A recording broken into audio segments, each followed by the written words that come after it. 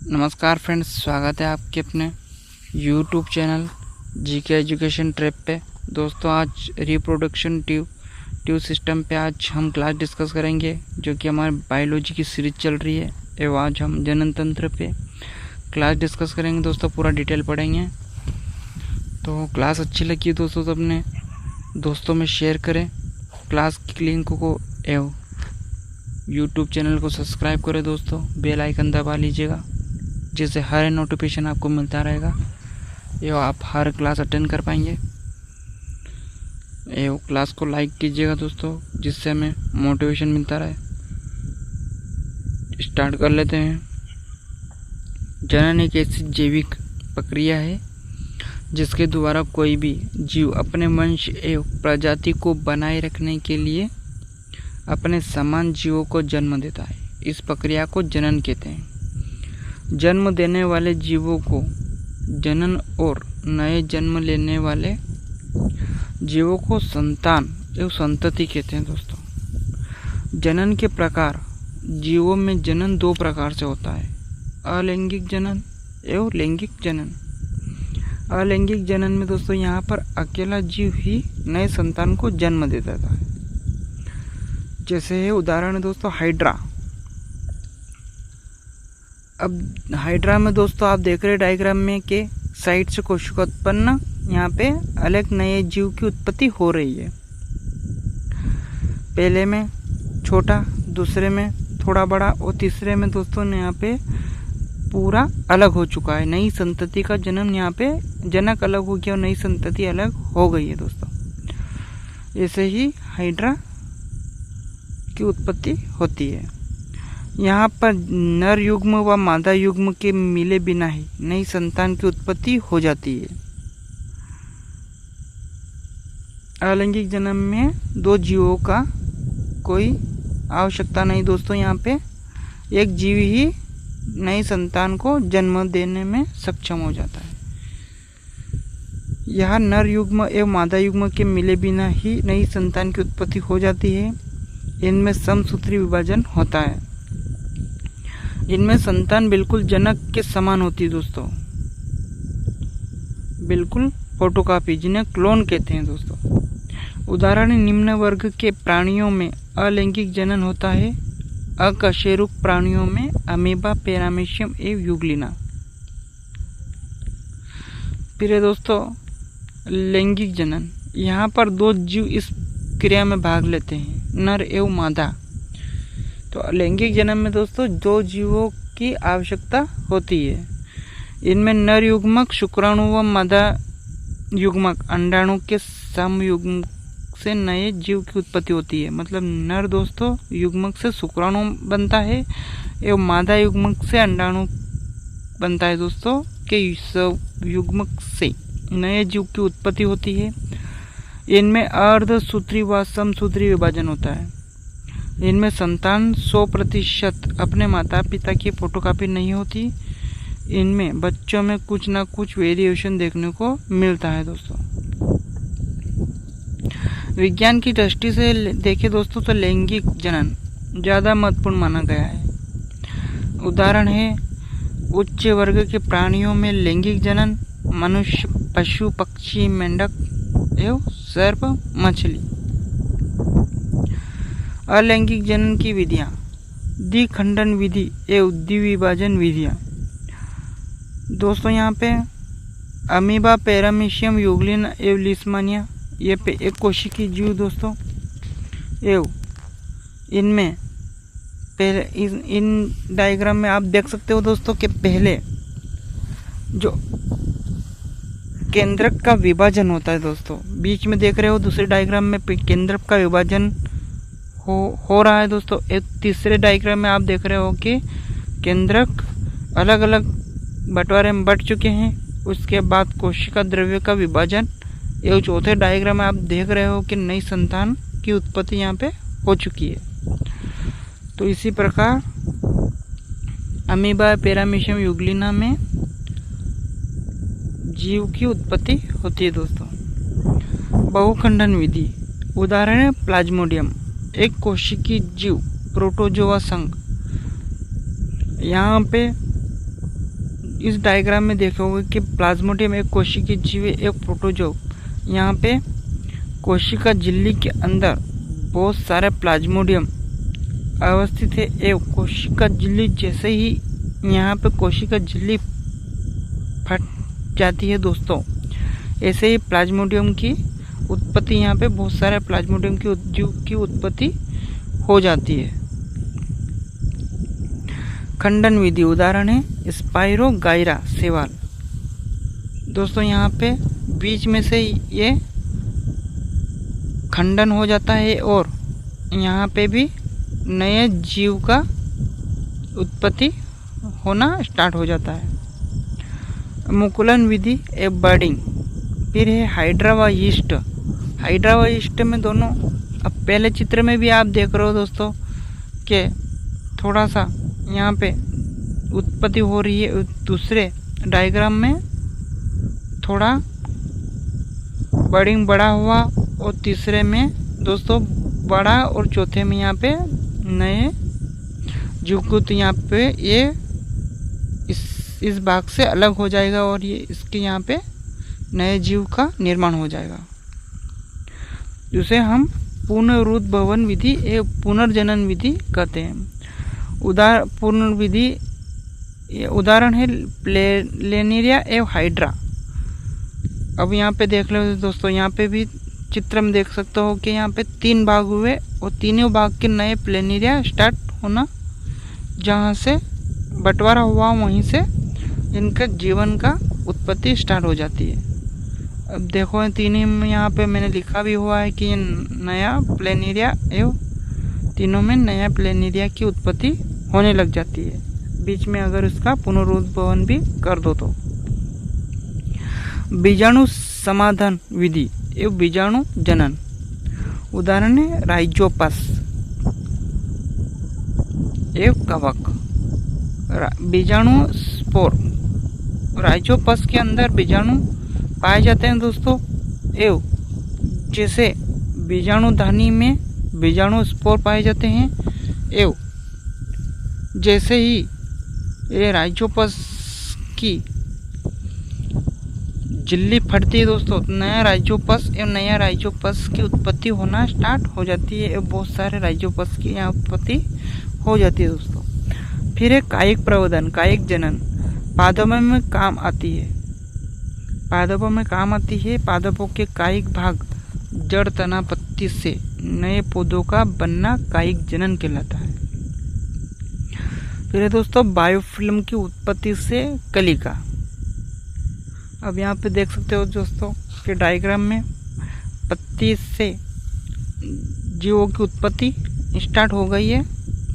कलिकाओं के साथ बायोफिल्म की पत्तियाँ, कलिका यहाँ पे कलिका की उत्पत्ति हो चुकी है बायोफिल्म की पत्तियों पे। गुलाब, मेहंदी, गन्ना, आलू। अब इसे भी हम कायिक प्रवृत्ति कहते हैं। जैसे आप देखोगे दोस्तों आलू को आप महीने 2 महीने किसी कट्टे में भर के अगर या किसी पात्र में भर के या किसी भी थैले में या किसी भी पात्र में भर के अगर आप रख दोगे तो उसमें उसकी पुनरुद्भवन स्टार्ट हो जाएगा, उसकी जड़ें निकल आएगी और आप काट के यहाँ पे खेत में किसान लोग यहाँ पे खेतों में लगाने से उसके पौधे का उत्पत्ति स्टार्ट हो जाती है। द्विलिंगी प्राणी, दोनों जनन एक ही जीव में पाए जाते हैं। द्विलिंगी प्राणी, दोनों जनन अंग एक ही जीव में पाए जाते हैं। उदाहरण है केचुआ। पौधों में सरसों एवं गुड़हल। एक लिंगी प्राणी, दोनों लिंग अलग अलग जीवों में पाए जाते हैं। उदाहरण है मनुष्य। पौधों में खीरा, पपीता एवं बाह्य निषेचन। यदि शुक्राणु व अंडाणु का मिलन शरीर के बाहर होता है तो उसे बाह्य निषेचन कहते हैं। उदाहरण है मेंढक एवं मछली। बाह्य निषेचन। आंतरिक निषेचन, यदि शुक्राणु व अंडाणु का मिलन शरीर के अंदर होता है तो उसे आंतरिक निषेचन कहते हैं, जैसे मनुष्य। जरायुज, जो जीव बच्चों को जन्म देते हैं उन्हें जरायुज कहते हैं, उदाहरण है मनुष्य दोस्तों। एवं अंड प्रजक, ऐसे जीव जो अंडे देते हैं उन्हें अंड प्रजक जीव कहते हैं, उदाहरण है मछली एवं पक्षी। मनुष्य एक लिंगी प्राणी, जरायुज प्राणी व आंतरिक निषेचन। फिर है दोस्तों लैंगिक जनन, नर युग्मक शुक्राणु व मादा युग्मक अंडाणु के संयुग्मन से नए जीव की उत्पत्ति होती है। लैंगिक जनन में दो जीव भाग लेते हैं, नर व मादा। इनमें समसूत्री व अर्धसूत्री विभाजन होता है, जिसे संतान जनक से आनुवांशिक विभिन्नताएं देखने को मिलती है।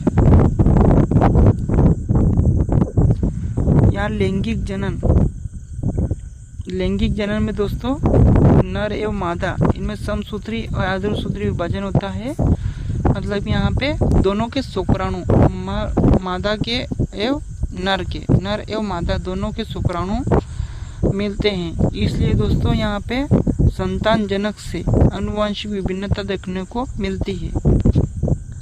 लैंगिक जनन को समझने के लिए हमें नर जनन तंत्र व मादा जनन तंत्र को पढ़ना होता है।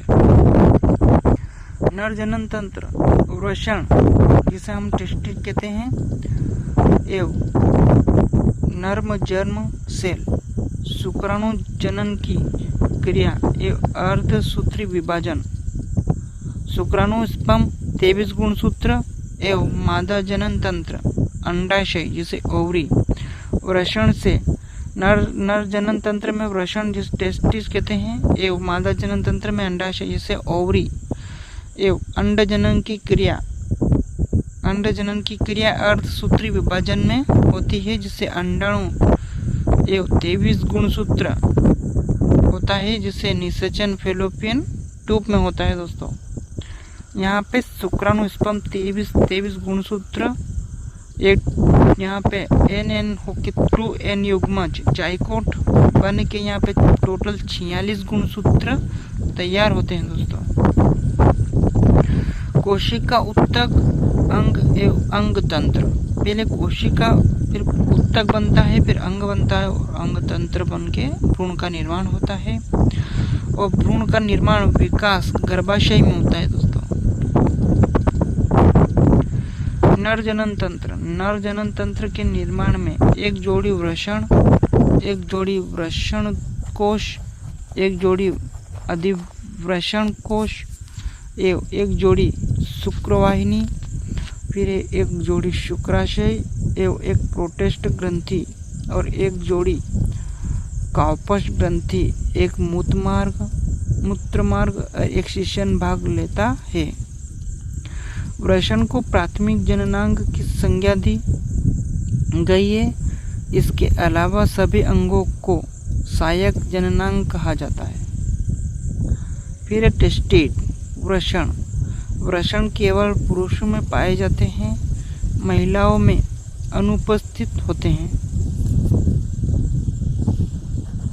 वृषणों को प्राथमिक जननांग माना गया है क्योंकि इनमें शुक्राणु स्पर्म का निर्माण होता है।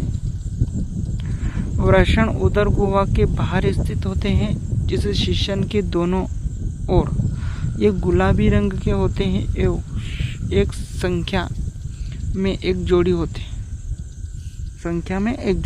हैं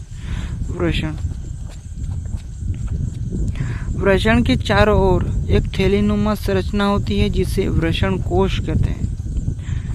वृषण उदर गुहा के बाहर क्यों पाए जाते हैं? तो क्योंकि शुक्राणु निर्माण के लिए तापमान शरीर के तापमान से 1 से 2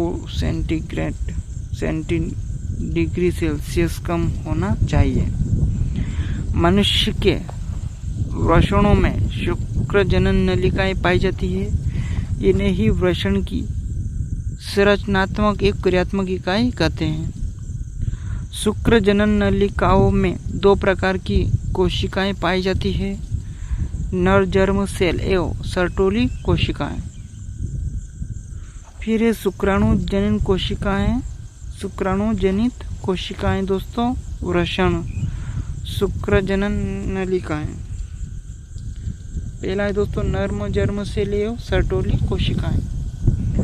इन कोशिकाओं में शुक्रजनन की क्रिया होती है जिससे शुक्राणु का निर्माण होता है। ये 23 गुणसूत्र इन कोशिकाओं को अर्धसूत्री विभाजन होती है। सर्टोली कोशिकाएं शुक्राणुओं को पोषण प्रदान करने का कार्य सर्टोली कोशिकाएं करती है। अंतराली कोशिकाएं लीडिंग सेल, ये कोशिकाएं हमारे वृषणों में पाई जाती हैं। इन कोशिकाओं से टेस्टोस्टेरोन हार्मोन निकलता है। यह पुरुषों का मुख्य हार्मोन है।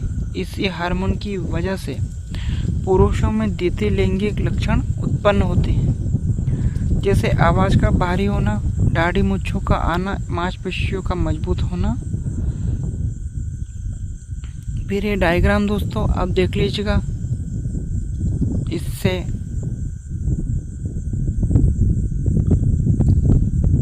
इसके क्वेश्चन भी पूरा डिटेल में आपको डिस्कस कराऊंगा दोस्तों। तो डायग्राम आप अच्छे से देख लीजिएगा। पहले मूत्र वाहिनी, फिर मूत्राशय है दोस्तों एवं शुक्राशय एवं शुक्राशय में सीमन का 60% भाग तैयार होता है। और फिर ये यहाँ पे दोस्तों शुक्रवाहिनी और शुक्रवाहिनियों के जस्ट नीचे दोस्तों यहाँ पे है प्रोटेस्ट ग्रंथि, जिसमें सीमन का 30% भाग बनता है। या फिर है कार्पस ग्रंथि, एक कार्पस ग्रंथि के नीचे मूत्र मार्ग है दोस्तों। तो डिटेल पढ़ लेते हैं। वृषण कोश, वृषण कोश, प्रत्येक वृषण एक थैली में स्थित होता है जिसे वृषण कोश कहते हैं। अधिवृषण, यह एक लगभग 5 मीटर लंबी कुंडलित नलिका होती है जो प्रत्येक वृषण के पिछले छोर से जुड़ी रहती है। यह शुक्राणु परिपक्वन तथा संकलन पूर्व शुक्राणु संग्रहण का कार्य करती है। यह एक छोर पर भूषण से जुड़ी रहती है, जबकि इसका पिछला छोर शुक्रवाहिका बनाता है। शुक्रवाहिनियां एक जोड़ी, ये शुक्रवाहिनियां शुक्राणुओं को अधिवृषण से शुक्राशय में लाने का कार्य करती है। इस भाग में शुक्राणु संग्रहित रहते हैं। शुक्राशय एक जोड़ी, यह पतली पेशीय थैली जैसी संरचना होती है जो शुक्रवाहिका तथा प्रोस्टेट ग्रंथि के संधि स्थान पर स्थित होता है। इसमें स्थित ग्रंथियां तरल क्षारीय पदार्थ 7.4 का स्राव करती है, जिससे वीर्य सीमन का लगभग 60% भाग बनता है। प्रोस्टेट ग्रंथि दोस्तों, यह ग्रंथि शुक्राशय के अंत में मूत्र मार्ग के चारों ओर स्थित होती है। एवं मूत्राशय के नीचे प्रोस्टेट ग्रंथि होती है दोस्तों, जो कि अब डायग्राम में आपको पहले ही दिखला दिया था। इससे स्रावित द्रव पीएच मान होता है तो 6 से 5 सिट्रिक अम्ल की उपस्थिति के कारण अम्लीय होता है, जो सीमन का 15 से 30% भाग बनाती है। यह ग्रंथि शुक्राणु को गति प्रदान करती है। एवं कार्पस ग्रंथि एक जोड़ी, मटर के दाने के समान मूत्र मार्ग के दोनों ओर स्थित क्षारीय तरल का स्राव करती है एवं मूत्र के प्रभाव को उदासीन करता है। शीशन को मिथुन के समय चिकनाहट प्रदान करता है। फिर है दोस्तों मूत्र मार्ग, यह एक पेशी नलिका है जो मूत्राशय से मूत्र को बाहर निकालने का कार्य करती है। यह शीशन के शीर्ष पर खुलती है तथा रास्ते में इसमें शुक्राशय से संकलन नली का आकार मिलती है।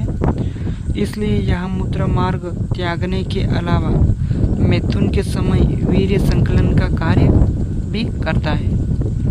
फिर है शीशन। यह पुरुषों का बाह्य जननांग है।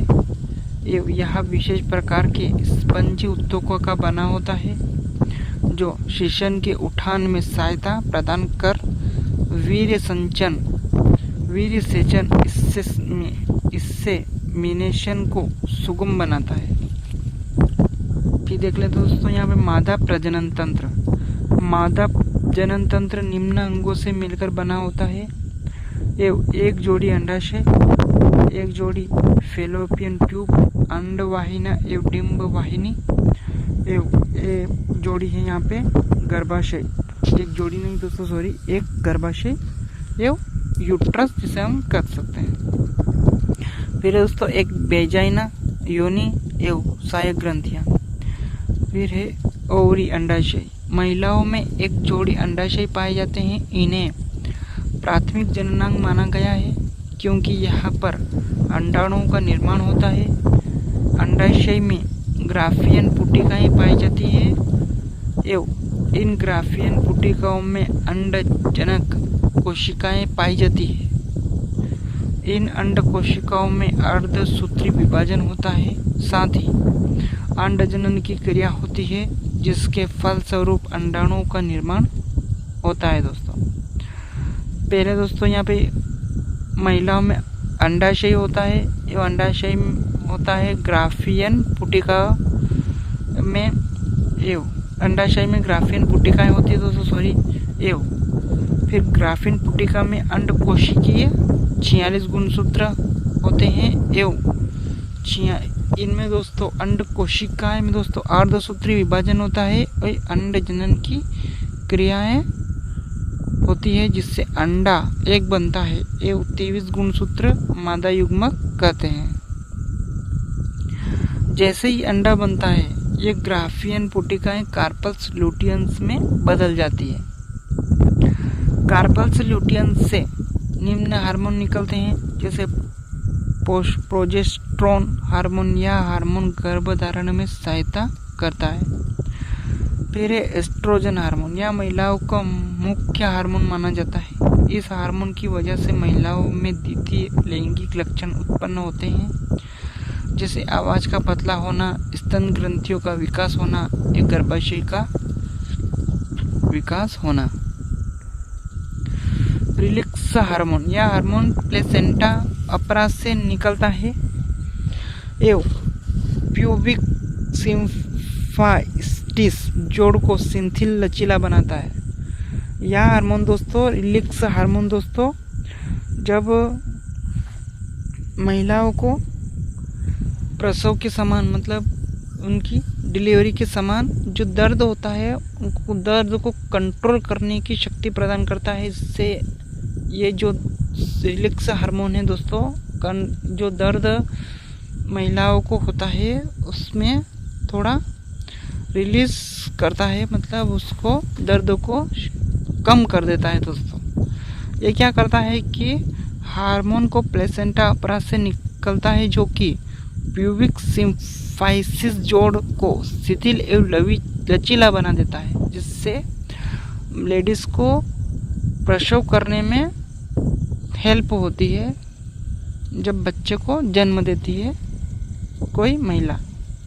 फिर दोस्तों फेलोपियन ट्यूब अंडवाहिनी एवं डिंब वाहिनी। महिलाओं में 10 से 12 सेंटीमीटर लंबी एक जोड़ी फेलोपियन ट्यूब इस भाग में निषेचन की क्रिया होती है। शुक्राणु अंडाणु का मिलना फेलोपियन ट्यूब में होता है दोस्तों। फिर है प्रिम्बी। यह भाग अंडाशय से अंडे को अवशोषित करके एक एम्फूल वाले भाग में पहुंचा देता है। फिर है निषेचन की क्रिया फेलोपियन ट्यूब के एम्फूला वाले भाग में होती है एवं इस्थमस यह भाग गर्भाशय से जुड़ा होता है। यदि नोट है दोस्तों, अब ये नोट पढ़ेंगे दोस्तों, यदि अंडा निषेचित हो जाता है तो कार्पस लुटियम से प्रोजेस्टेरोन हार्मोन का स्राव बढ़ जाता है। यह हार्मोन गर्भधारण में सहायता करता है। यदि अंडा निषेचित नहीं होता तो कार्पस लुटियम प्रोजेस्टेरोन हार्मोन का स्राव कम हो जाता है, कार्पस लुटियम नष्ट हो जाता है और नया मानसिक चक्र शुरू हो जाता है।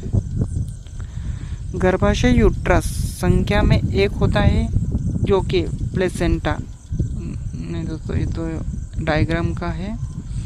गर्भाशय यूट्रस संख्या में 1 होता है, यह भ्रूण का विकास होता है। आकृति उल्टी नाशपाती की जैसी होती है दोस्तों। एवं गर्भाशय में 3 भित्ति पाई जाती है, पैरामेट्रियम सबसे बाहर की भित्ति, फिर है मायोमेट्रियम मध्य भित्ति एवं एंड्रोमेट्रियम सबसे आंतरिक भित्ति।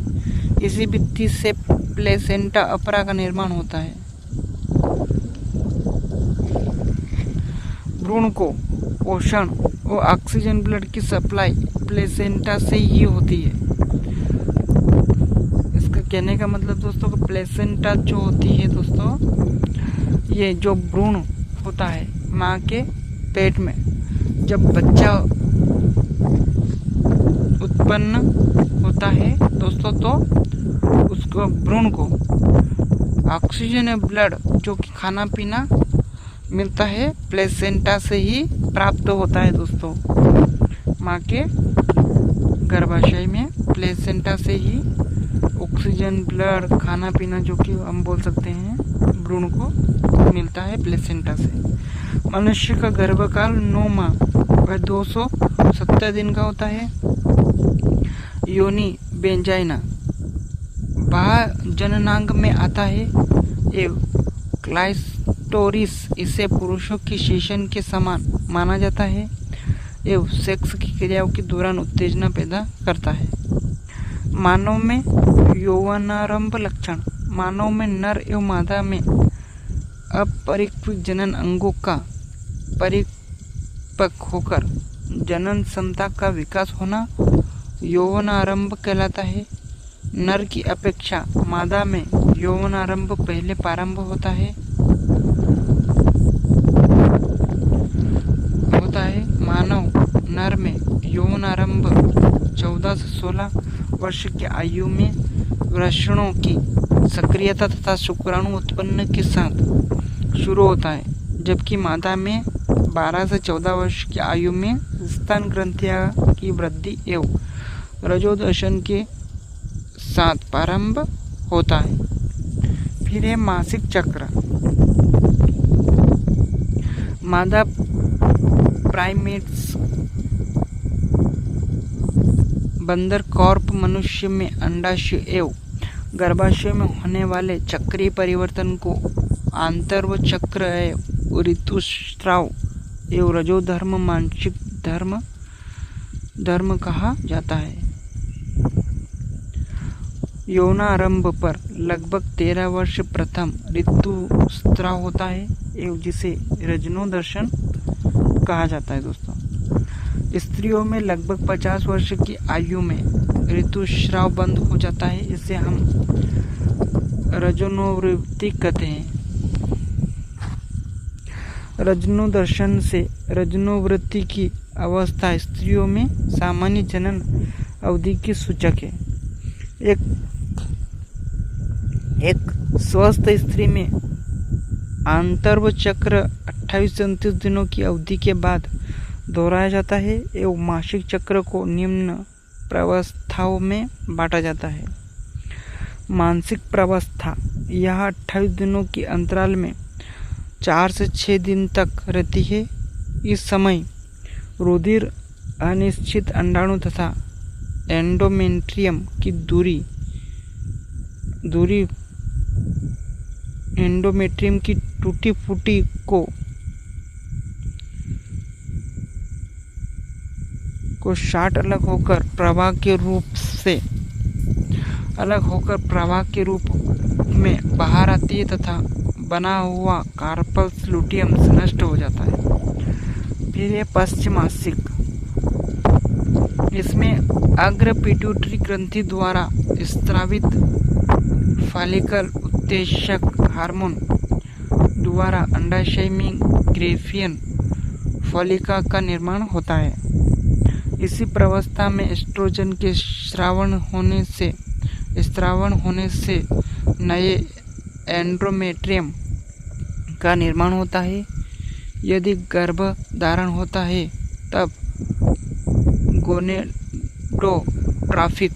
गोनेडोट्राफिक हार्मोन का स्राव होता है, जिससे कार्पल्स लुटियस की वृद्धि होती है एवं मानव प्रजनन की क्रियाविधि।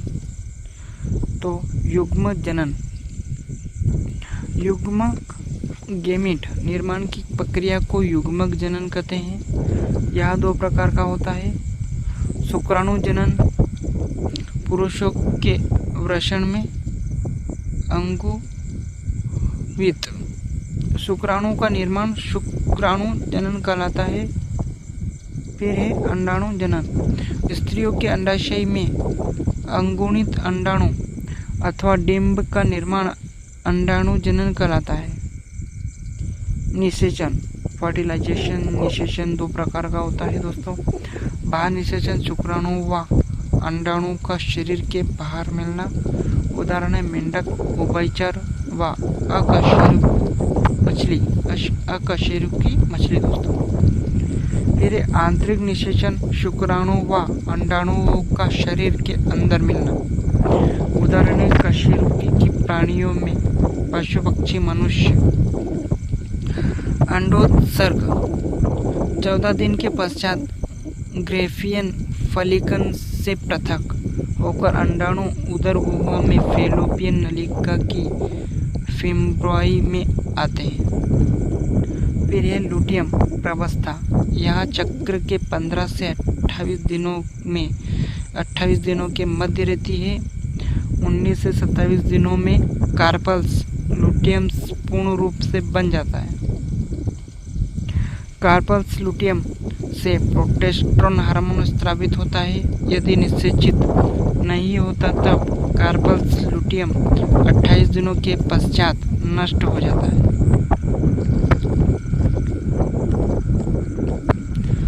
फिर दोस्तों नसबंदी के बारे में यहाँ पे डिस्कस कर लेते हैं। वेसोक्टोमी एवं पुरुषों की नसबंदी को हम वेसोक्टोमी कहते हैं। यहाँ पे शुक्रवाहिनियों को धागे से बांध देते हैं दोस्तों। वेसोक्टोमी जब हम ऑपरेशन कराते हैं तो वेसोक्टोमी जो पुरुषों की नसबंदी को वेसोक्टोमी कहते हैं। यहाँ पे शुक्रवाहिनियों को धागे से बांध दिया जाता है, जिससे यहाँ पे शुक्राणुओं का आना जाना बंद हो जाता है दोस्तों। इसका उपयोग हम जनसंख्या की वृद्धि दर को रोकने के लिए करते हैं और इसके पश्चात यहाँ पे कंडोम, कॉपर टी एवं गर्भ निरोधक गोली का भी यहाँ पे यूज़ कर सकते हैं। ट्यूबेकोटोमी, फैलोपियन ट्यूब को काटकर धागे से बांध दिया जाता है और इसको ट्यूबेकोटोमी को हम महिलाओं की नसबंदी कहते हैं दोस्तों। यहाँ पे फैलोपियन ट्यूब को काटकर धागों से बांध दिया जाता है। तो कैसी रही क्लास दोस्तों? अपना सजेशन कमेंट बॉक्स में अवश्य दीजिएगा। लाइक करना ना भूले दोस्तों, लाइक तो क्लास को अवश्य करना है आपको, मेरी मोटिवेशन के लिए, मेरी मेहनत के लिए दोस्तों। तो मिलते हैं नए टॉपिक के साथ। तो तब तक के लिए हंसते रहिए, मुस्कुराते रहिए, पढ़ते रहिए दोस्तों। अपने दोस्तों में क्लास की लिंक को शेयर करिएगा। यूट्यूब चैनल को सब्सक्राइब करिएगा, बेल आइकन दबाना ना भूलिएगा दोस्तों, जिससे हर नोटिफिकेशन आपको मिलता रहेगा। धन्यवाद।